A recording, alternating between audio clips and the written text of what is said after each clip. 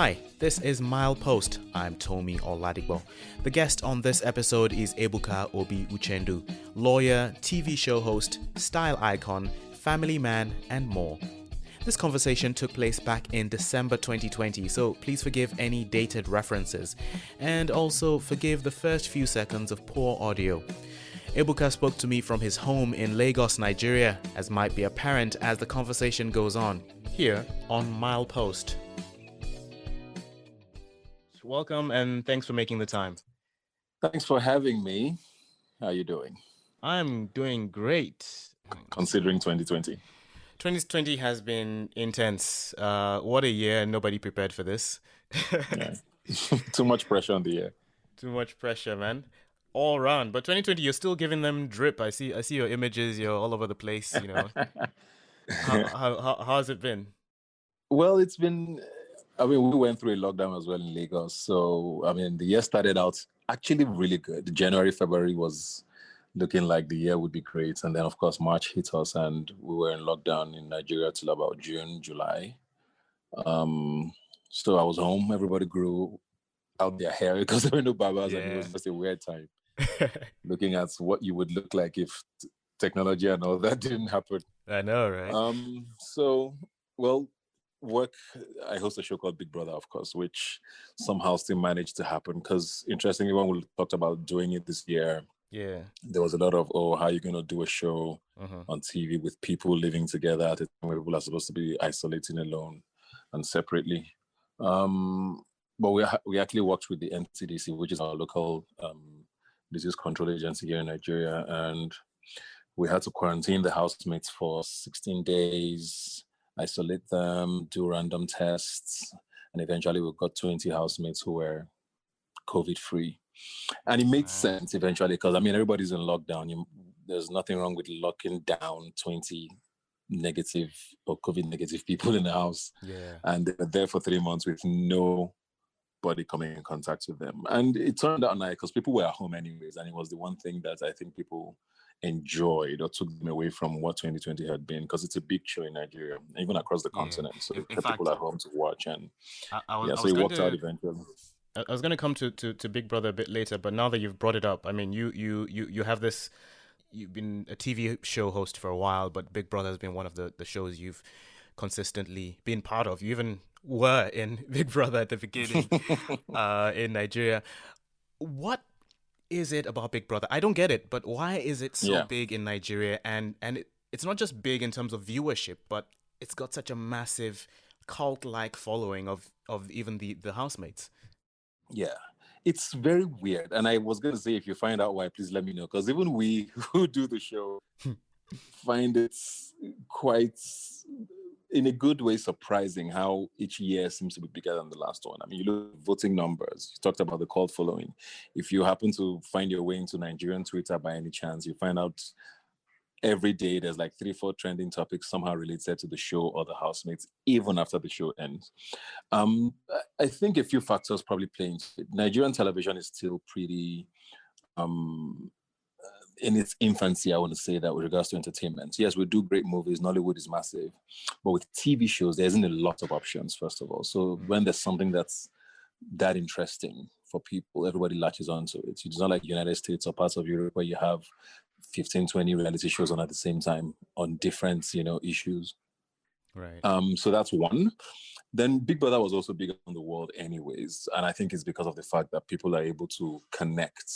You see yourself, or you see some things you sort of relate within an individual housemate. And there's always sort of a connection to say, I could be this guy.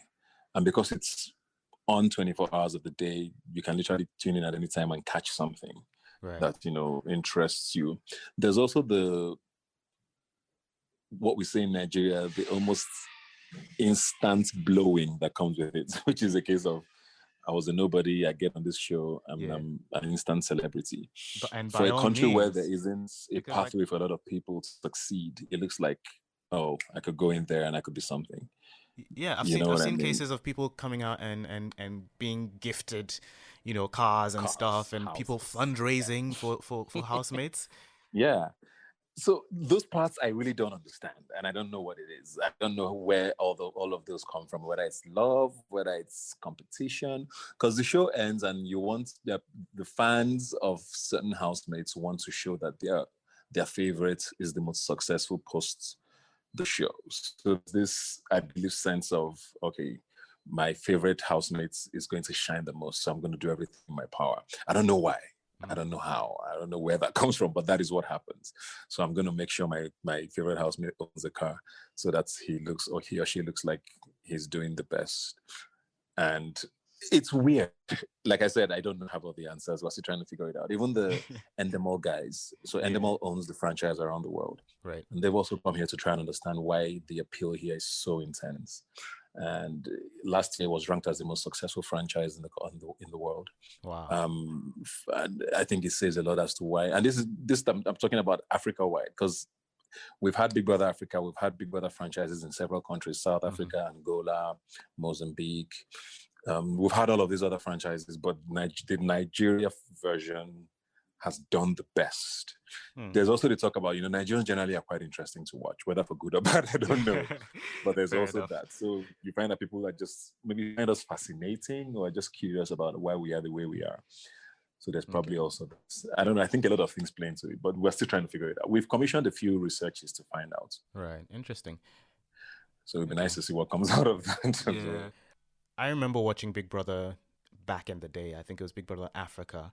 The first or second season, and it was fine. I remember all those housemates then, but you sort of move on with life. I didn't necessarily consider.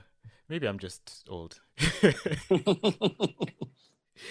Interestingly, some of our most intense viewers and followers are actually not young. Which is I think we had that the most this year. So we've had the biggest spike in viewership this year. I think, of course, the lockdown contributed to that.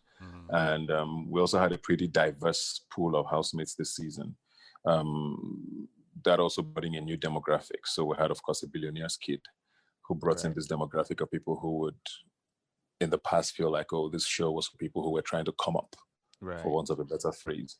But they saw a billionaire's kid on the show and it's like, oh, okay, let's see what this is about. So we had a whole bunch of people who were seeing the show for the first time and now so like into it and can't wait for a new season. It's really fascinating. And the age thing, I mean, my mom is 73. She watches the show every day. Wow. And you have the same sort of interest from someone who's 18. Watching the show for different reasons. So maybe older people are watching it just trying to understand these young people or what it is about. And you have the young ones who are aspiring probably to be on or to be like someone on the show. So, I mean, I think this whole talk about, you started off talking about the drip. Yeah, so for me, so the show for me is the one place where I try to go overboard and be, I won't call it an alter ego, but there are things I wouldn't necessarily do on a regular day. I mean, I've worn a cape on stage once. Right. I've worn a skirt twice. These are things I don't know that I would do just going out of my house to an event or stuff. But for me, Big Brother is a show, and I just go there and I be this person who puts it up. Nice. And it's fun. When did you realize you had become a style icon? Because I think every Nigerian thinks they're somewhat fashionable, or our standards of presentability are a little more stringent. You eye on the shirt and you make sure everything is so crisp, and But for you, when did you? And the pocket square matches the shirt. I know, right? When did you think you had, or when did you realize you were not just a good dresser? You were someone who everybody was watching. Okay, that's a good way to put it, because I'm going to try not to sound too modest or immodest. But I've always, and I always said this I was on a show in 2006, which I went on not because I wanted to be famous. Honestly, the cash prize was $100,000. I was in a law firm working. I wasn't particularly excited about it. I saw this opportunity to win money and go get a master's degree. So that was my entire goal: get $100,000, move to the United States and get my master's done. So that didn't happen. And then, of course, there was a segue into me becoming a presenter from there. So from then, I had always been on this. I mean, there's always all of these random lists that media houses or blogs put up, or most stylish people of the year, or top 10 best dressed men, or whatever. So I'd always made those kind of lists in the past. So for me, I'd always been aware of the fact that, okay, I probably wasn't doing too badly. But I think, of course, social media amplifies everything. So with Twitter and Instagram comes this more intense scrutiny, or people, dropping comments, making you up to become something. Right. But I think 2017 was when a lot of people, it became, Ebuka is not just a presenter, Ebuka is this guy who, like you said, maybe he's a star icon. It was at a friend's wedding, Banky W, where I wore this agbada. Right. To 2017 November, which is about 3 years ago. And I think that was the moment where, because I know people who, interestingly, know me for being, or they think I'm a model or something. And I'm like, right. Just because of that one moment, I'm this guy who just wears clothes on Instagram. I mean, which is fine. It's not the worst thing, but I mean, I hope they know that I'm more than that. Yeah. But I think that was actually when they now became this, okay, let's see what this guy does, or what is he going to put up next, or what is he going to wear to this event. That was probably the moment everything changed on a much larger scale, yeah. At this level, you work with a lot of designers. Who does the designing? Is it you coming to them to say, oh, I want that one, or do they say, oh, this would look good on you? How does that then work? Exactly both ways. But I work with very few people because I've never had a stylist. So I want to go to a stylist to say, okay, get me this clothes. I have a few designers who are friends, and so we kind of know what works. So most times if they have something interesting, they say, oh, you want to see this? You want to check this out? For Big Brother, for example, with the show, we literally sit down and work together. I say, okay, I have 6 shows or 12 live shows this season. What can we do on so and so days? Sometimes I come up with my ideas, oh, I want to do this. And then, of course, they are the creative ones there and they tweak it or make it work.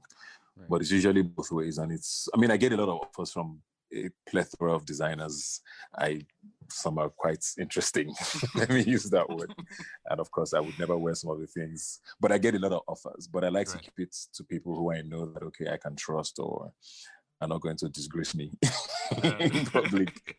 So I literally work with people I have worked with for people who I know. But in terms of the Agbada that I'm talking about that made all of this happen was the first time I was working with this guy.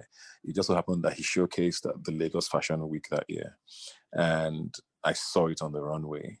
And then I had a wedding coming up. I was like, okay, I'd like to make this for the wedding. And that was literally, so that was the first time we're doing anything together. And then it became what it became. So I guess moments like that will happen where I just see something and there's a synergy. So have you got to that point now where you can't wear the same shirt twice? People like to think that, yes. I mean, I wouldn't necessarily wear the same thing twice, but I do repeat things. But it's just a case of mixing and matching. And most times people don't figure it out. Sometimes I actually put up something I've worn before in a different way. And people are just, oh, nice outfit. Because people literally wait to call me out now to say, oh, we've seen this before. Yeah. And so when I do that and I don't say that, I'm like, okay, I guess they fell for it. So I actually wear things more quite often. But there's an expectation that I can't. Yeah. But I mean, why not? I mean, all of us wear the same stuff. Exactly. I mean, there are things I would definitely not wear twice. Like I talk about this cape a lot. I would not wear a cape anywhere else. So stuff like that. Fair enough. But that's the thing. Like, yeah. I mean, I don't know anything about fashion, but I think there's also the way I look at things. I think there's a thin line between being stylish and being daring, because well, you can be daring and stylish, but there's some who are just plain daring in a way that they wear stuff people would not normally wear. How does that work? Like I see some things and I that some people wear on the red carpet, and I just think, seriously, like. What is that? That was what you thought. Yeah. I think that people like to make a statement, right? And people feel like making a statement was being ridiculous. Let me just put it out there. So for me, interestingly, in all of this, first of all, I like to think of comfort, right? And what I would, as much as it might cross the threshold for me on a regular day, it's also something I would look back and say, oh yeah, I did it without being completely ridiculous. Right. Like I said, so there are certain things I will only do for a show. So yes, of course, with Big Brother, there's a few outfits I've done. I say, let's just go there. Like, what will happen? And I know that those things would actually get people talking. Sometimes actually just for talkability, just to see what people would say with certain things. Right. So, but when it becomes a habit, I think it's where it becomes, like you said, where you see. I also think matching what you wear properly to what occasion it is what a lot of us get wrong as well. So you're going to a movie premiere, you're not even in the movie, and then you are wearing an umbrella with I don't know.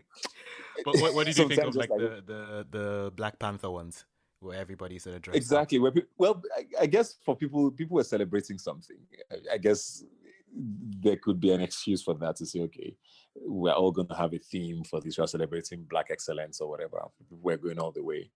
But I mean, there will always be ridiculous things, and people just do that. We're in the social media age. People want to trend, or want to be talked about, or want to go viral, or whatever it is. So sometimes I want to believe most times people actually know that they're being over the top, and it's just like, what, I'll just do it and see what people say. But comfort for me is always key. So if I'm not comfortable with something and I know, then it's probably not going to be one.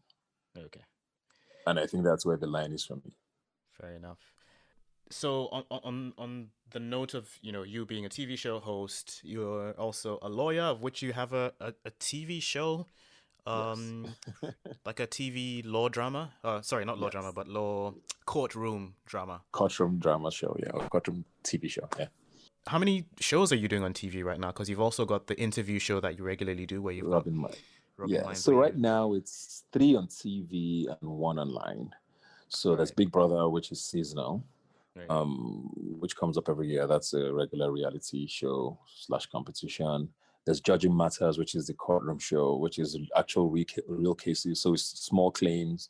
I always like to reference Judge Judy so people will know what exactly it kind of is. So it's small claims, and it actually works out because there's a drive by, magistrate courts and the court system in Nigeria to say, okay, any arbitration system that can help us offload a lot of these things would be nice, because they have like a backlog of, and there are some cases that are literally like 50,000 naira. Wow. Is what disputes is, and you find that they've been in court for 2 years because they've not been able to be heard. Some can't even afford a lawyer, and the lawyer's fees is even probably more than what you're trying to claim. Yeah, 50,000 naira for reference is about $130. Exactly about that. So, so these are what we take on. So we take on small claims, 30 minutes, we're done with judgment. Okay. And so that's actually been very interesting, and people are falling in love with it. With our first season done, we have I don't even know the number of emails and applications we've gotten from people saying, okay, I have this, help me resolve this. Interestingly, we've gotten things as far as even criminal cases. We're like, unfortunately, we don't handle criminal cases because we're like, it's just small claims, civil disputes. And this is off the back of you being a trained lawyer. Yes, I am a trained lawyer. I mean, I was called to the Nigerian bar in 2005, I beg your pardon. Got a master's degree, 2010, in intellectual property. So yes, I am a lawyer, practiced for a bit before becoming a TV host. So it's always something I've always wanted to kind of marry, like my TV life and my law life. So that came in very handy when the conversation started with that. And I also work with a retired justice who is she was on the bench for 18 years. Nice. So both of us kind of worked together to work as an arbitration for these cases. So yeah. Then of course there's Robin Minds, which is the show I've done for the longest. Started doing that in 2013, going on 8 years now. It'll be 8 years on January 6th. So that's basically general knowledge in current affairs, politics, interview, discussions. Basically, it's like a regular TV talk show. Nice. And then there's the one online which I just started 2 months ago called The Black Box. It's on Bounce Radio. So Bounce Radio is an online radio station, and it's basically a one-on-one sit down with a celebrity or a famous person or someone who's of interest. And Right. I've just done about two that have gone on air, and I have about three waiting to go. So it's very in depth. The first interview was with Davido, which lasted about 2.5 hours. Yeah. So that's how intense it was. Second was Nice. with Tiwa Savage, which was over 3 hours. So basically, just come sit down, let's know you outside of this person we see in music videos or in movies or Yeah. whatever it is you do. Yeah. So those are the four major things. It's interesting to see that you've been able to sort of diversify Mm-hmm. across themes. One thing that happened in 2020, one of the many things that happened. You had the pandemic, you had the George Floyd issue, but in Nigeria we had ENDSARS. What was that like? I mean, some of us were watching it closely from abroad, but what was it like on the ground? Um,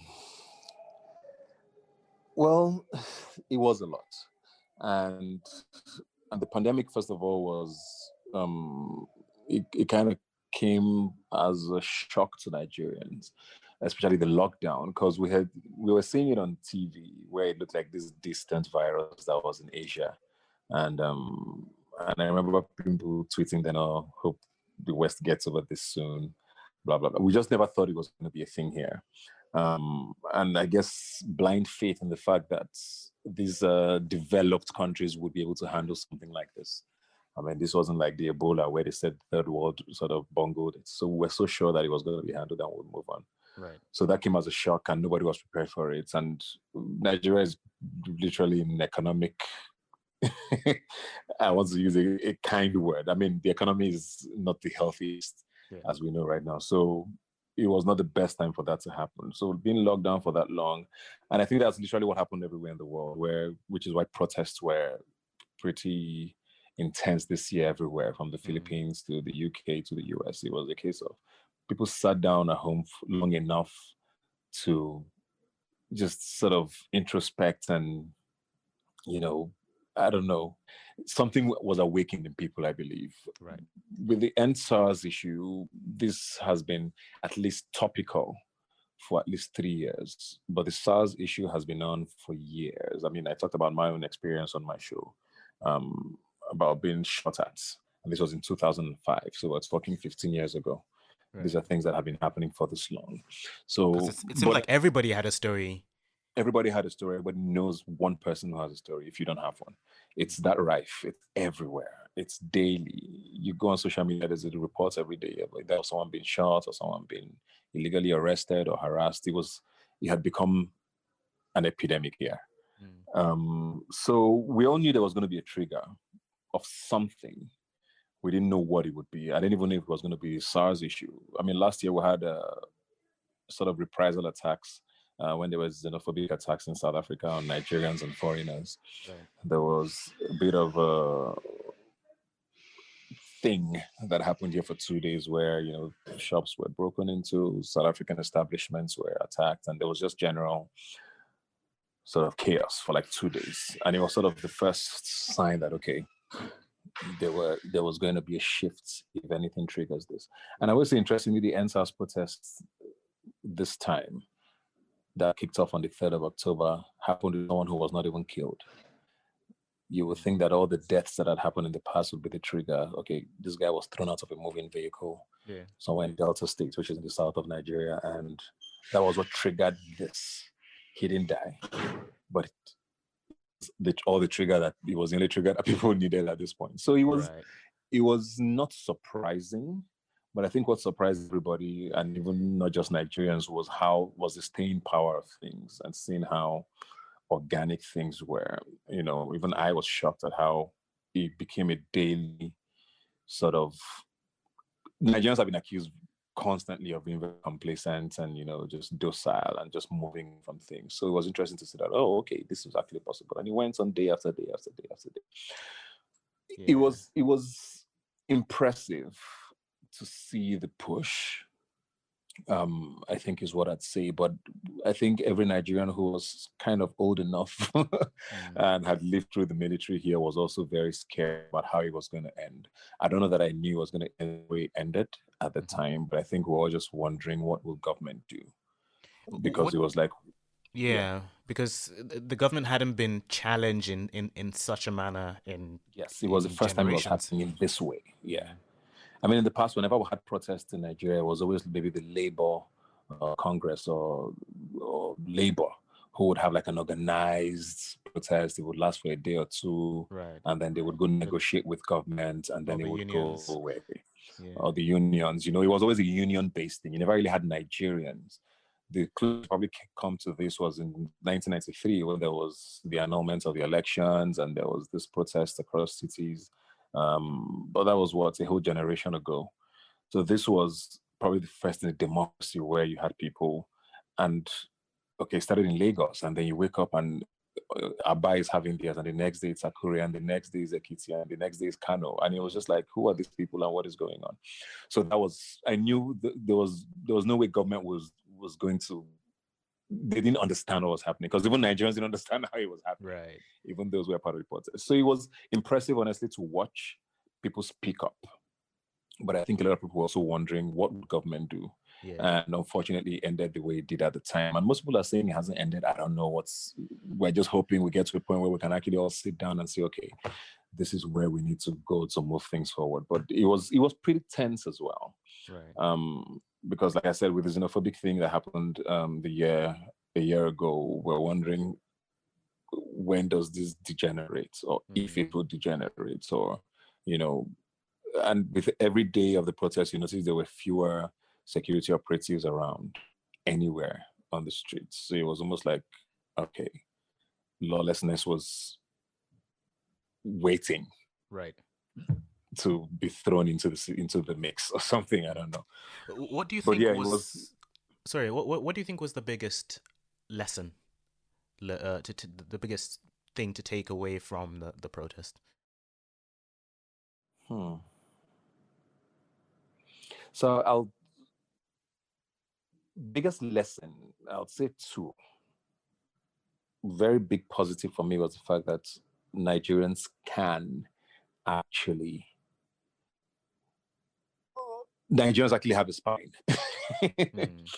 Yeah, because like I said, we've been accused a lot for just letting things slide, and so I honestly learned a lot about Nigerians, especially this generation. Millennials, Gen Zs have been the most accused of saying, "Oh, all you guys do is watch Big Brother and move on. You never really care." Because you see that with elections, there's a lot of apathy. There's no belief per se in the fact that anything can work here. So seeing people actually willing to fight for Nigeria was very eye-opening, and it was impressive to see. On the other hand, I think the bigger lesson would be the need for strategy with everything. Yes, it was hard to pull that up because of the fact that this was really organic and there was no, well, let's sit down and go protest. It just happened. I mean, we even saw it with you mentioned George Floyd in America. The protests were also organic there. I don't know that they had a strategy on anything. They just wanted to be heard and they just wanted to speak out. And there was also looting even in the States for days across several cities. Yeah. So I think strategy would be it for me, especially knowing how our government here works, where there's always a belief that any voice that is not particularly in support is automatically against. So yeah, but I don't know how that can be, but it's just the need for, I'm not saying leadership or structure to any organization, but just having a strategy to,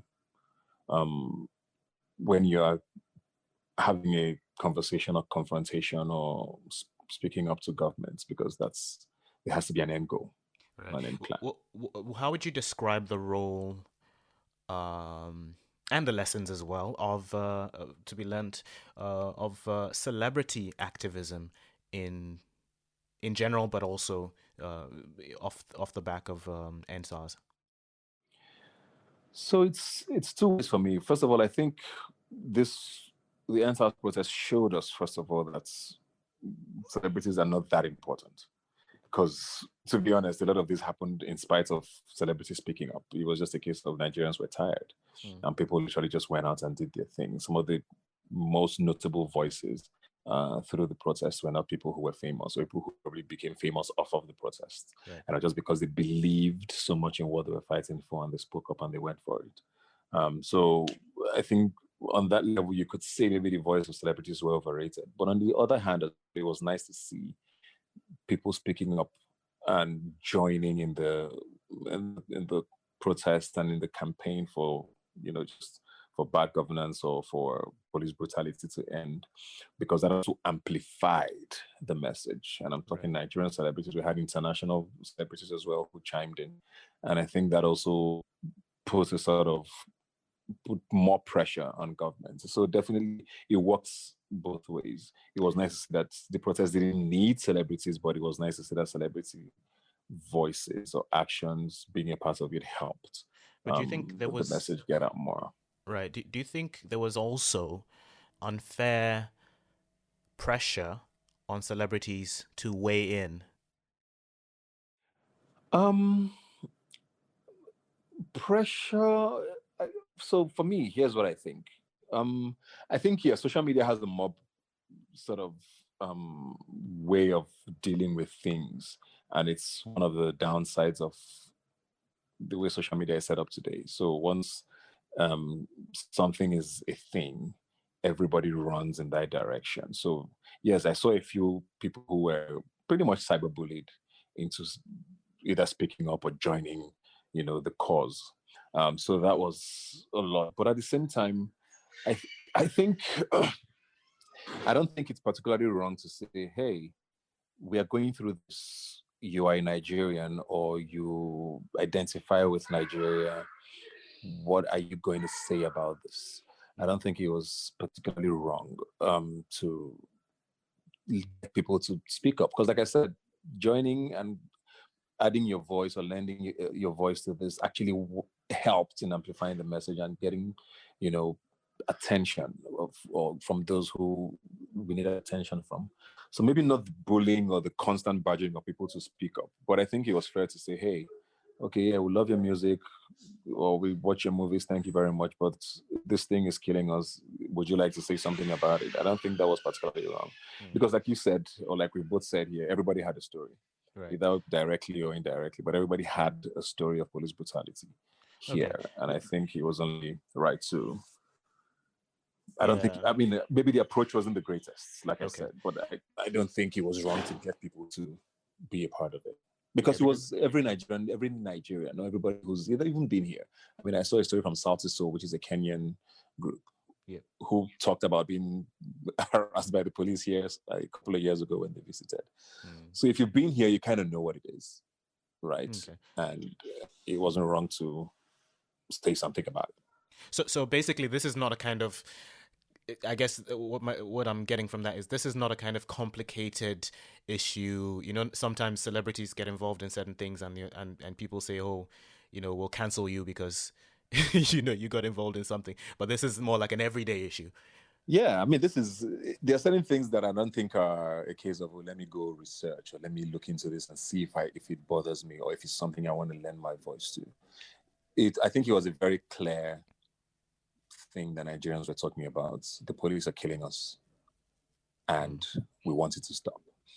And there were 1,000 or millions of stories of people telling why or how this had become a thing.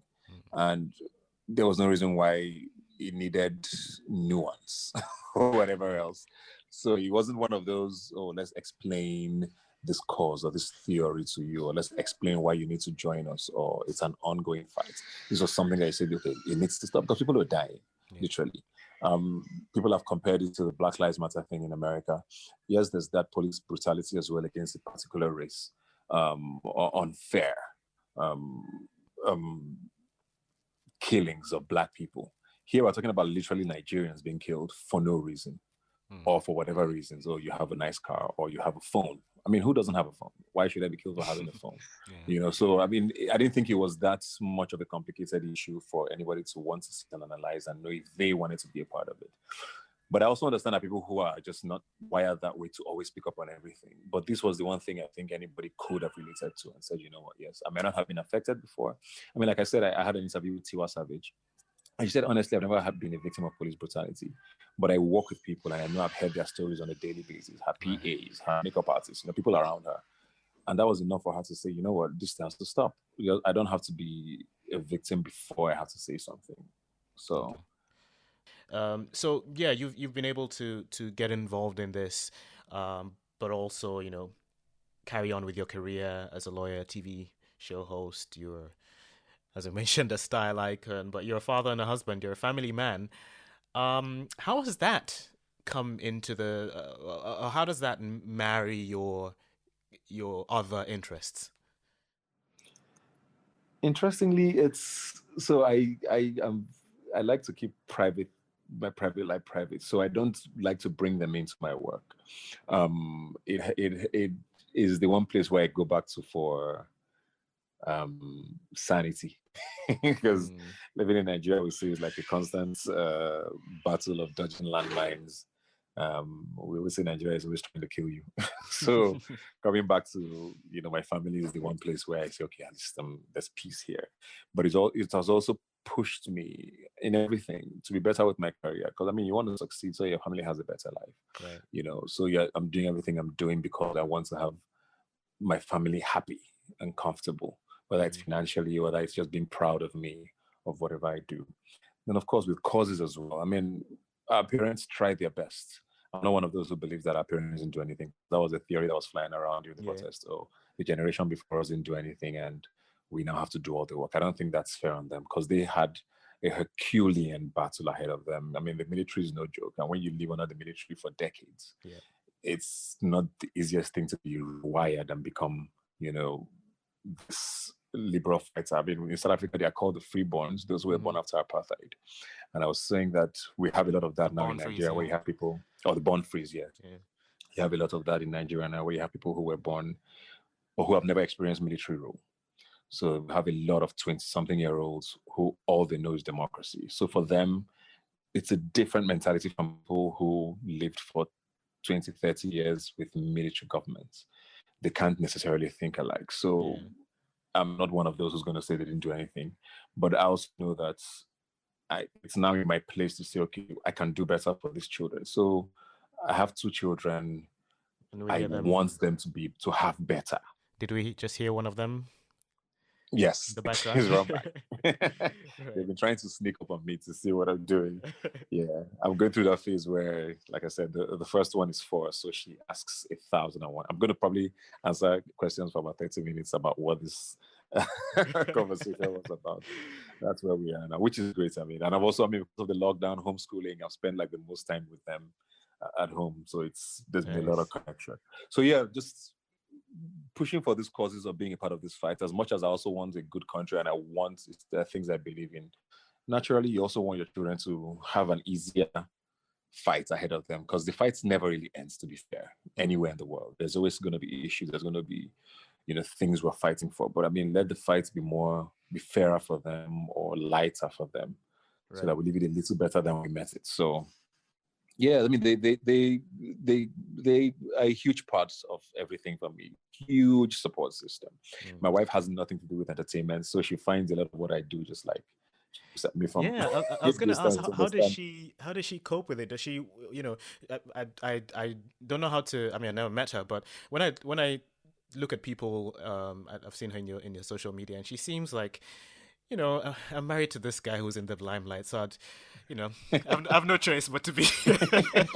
It's kind of like that, to be honest, and I feel for her sometimes, because I mean, before we got married, she had a taste of what it would be like, and she's nothing like this. Like she honestly doesn't want a part of any of this, to be uh, fair on her. But it's also okay. She's in love with this guy. She's married him. I'm gonna deal with what I can deal with. So right. you'll find that if I'm at an event, 9 out of 10 times she's not there with me. She can't be bothered. Don't go for any of Fair these enough. things or show up for any of these things, because it's not her life. And I think it's fine for me as well, because that also helps me. Okay, so I can detach from this and come back to this, and bring me back down to earth, as against always being in work mode, um, or in this celebrity like mode everywhere. Right. She's coping better now. I don't know that she's completely there yet, to be fair, because there's things that she says like, why is this a thing, or why is this a conversation, or why do you have to do this? And so she doesn't really get a lot of it, but at the same time, she's understood that, okay, this is what you do. I'm just going to let you do it as long as my home is still, how I want it to be. Your career can be out there and all of that. So we're taking it one day at a time, which is why I also try to shield them a lot from, that. Of course, once in a while, I'll put out on my social media or whatever, but regularly it's family. So I keep them away because I think people always say this, come at me, attack me, whatever it is I do, and I can take it. But when it comes to family, it's harder to take because it's like, this guy doesn't do anything to you. So I try not to put them in the space where they would get attacked or become a topic of conversation for what they didn't ask for. Yeah. If they choose, it's fine, but they haven't and they didn't. So, especially in this world where everyone has an opinion on everything. Yeah. And it's even worse where they feel like opinion is fact. So if I say it or if I think it is what it is. It doesn't matter what the real situation is. So people just spew things and, and it's really, really wild. And sometimes I don't know, do they believe these things they say or do they just put it out there, like we say, for clout? But I've learned a lot to detach from a lot of these things. So I always say for example, when Big Brother is on, so you talk about how intense the fans are. Like when the show is on, when the season is on, if you go on Twitter, for example, virtually every conversation is about the show. And I do the live shows where I tend to be quite intense with asking housemates questions. And of course, the fans are not always excited about that because maybe I put a particular housemate on the hot spots, on the hot seats, on a particular episode. Right. So I do this thing where after every live show on Sunday, I don't go on social media for about 2 days because I don't want to see. Because most times it's what you see that then gets you upset. So I just log off. And they probably call me all sorts of names and troll me and abuse the heck out of me. And then by Wednesday, I come back and it's la la la. And everybody's happy again. And then repeat the cycle again. So I just learned to disconnect. Because I know that most times these things are heat of the moment. Yeah. Like I said, sometimes people just trying to chase clout, people just trying to, rile you up or get a reaction from you. So it's best to not even see it. Because I'm a human after all. I always hear people say, oh, it doesn't get to me. It gets to everybody. Don't let them lie to you. I mean, people have thicker skin than others, but things will get to you. And I'm not the guy who likes to go back and forth with an issue I know about, and I know that maybe you are not very well versed in or you don't have enough knowledge in it to want to come at me for. So I'd rather just not see it and let it slide. So I've learned to disconnect, and I think she's also there as a where she just tries not to see anything, and we just live, do my work and detach when I have to. Yeah. Okay, I hope you'll be able to carry on with that, and I hope 2021 is a much happier year than for everyone than 2020. I mean, it's what we all hope for. I think 2020 has been a lot. Everybody has said we all think January 1 is going to bring a new day. I'm sure it won't because the pandemic is not away. Yeah. Vaccines are just starting to get rolled out. So it's not like things are going to switch off. But I mean, I don't know that any year, or I hope not, because it's been too much. It's been too much. I mean, you're talking about going back into lockdown in Europe again. This is the holidays, which is the one time people get together, and now people have to be locked down alone at homes. We're talking about mental health here. How are people going to cope? In Europe, it's cold. You are freezing alone in your home without your family around you. You're also trying to avoid this pandemic or dying. So it's been a lot for people. The protests everywhere. People dealing with death around them, even and people not even being able to attend funerals sometimes because of maybe the situation of or how the person passed away. So it's really been a lot, and I know that. It's great to see that there's a bit of a light at the end of the tunnel. The vaccines are hopefully rolling out. People are more aware of what the disease is and are more cautious. Businesses are starting to look like they might open up again. So hopefully, 2021 is happier and more normal. Yes, more what we're used to. Hopefully. Than what 2020 has been. Yeah, and hope we learn lessons from it all. Yes, we do. Thank you for joining me on the pod. Thank you very much, Tomi Oladipo. It's been my pleasure too. And that was the conversation here on Milepost. Remember to subscribe wherever you get your podcasts, and please share this with a friend. I'm Tomi Oladipo, and until the next one, Tschüss.